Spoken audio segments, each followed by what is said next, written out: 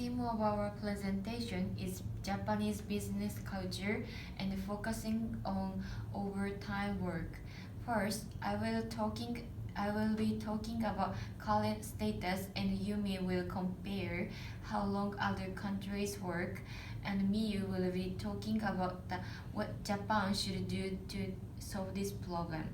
According to Business Insider Japan, as a result of conducting questionnaire as millennials over time, 488 people got responses.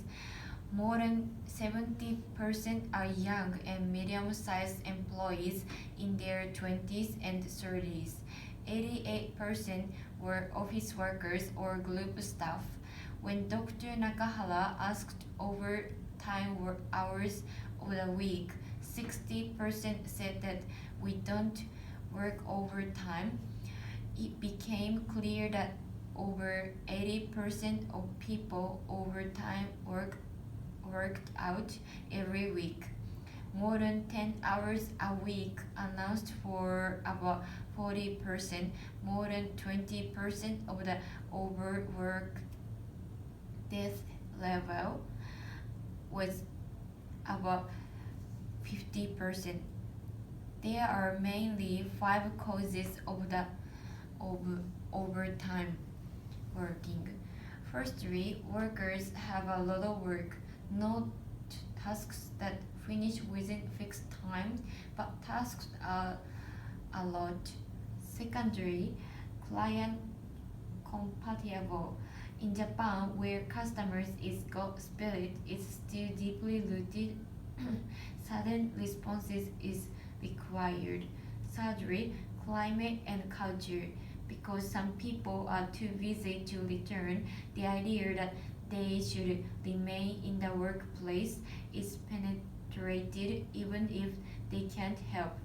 Fourth, the poor understanding that overtime work because the performance is bad and people can't recruit is serious. Finally, before a tour of the store of the pleasant and busy season and so on. CNN has announced the standings of working time in each country. You can see the bar graph on the slide, and this shows the ranking of the time of people in the world works per a week. The longest country is Mexico. The reason why people in Mexico have to work a lot is because their salary is very low. It is the lowest in OECD countries. In addition, people in Mexico works 520 hours a year, more than people in United States. Even though they work 520 hours more than they only get 1/5 of salary that people in the United States gets. The average time that people in Japan works is 36 hours in a week. Before I talk how people in Japan works, I will talk about the short working time countries.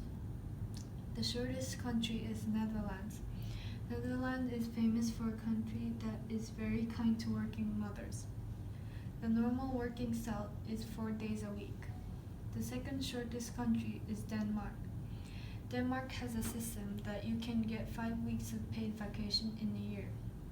Also, when you lose a job, you can get the benefit from the country for 2 years, so you are able to find a new job. Now, I will be talking about how people in Japan works. Before I searched, I thought Japan is the longest working country. There is an image that there is a lot of overworking time and cannot take paid vacation, and also there is a word karoshi that is known all over the world. Japan cannot be said that it is good at having work-life balance, but there is a form of working at house and part-time jobs, so it can be said that you can work in a flexible way. A long time work causes various problems such as death and depression. How is the government trying to address this problem?